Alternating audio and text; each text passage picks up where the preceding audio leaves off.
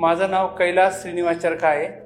मी ह्या सोसायटीमध्ये फ्लॅट घेतला आहे।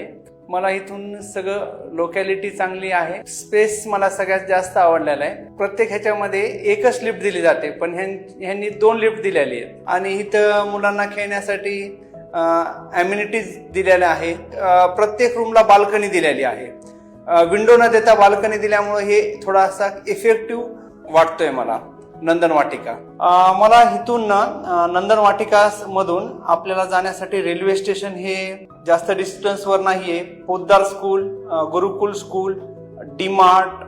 मला माझ्या मित्रांनी आणि माझ्या रिलेटिव्हनी विचारला, अरे चरखा तू जिथं फ्लॅट घेतला तिथं अवेलेबल आहेत का?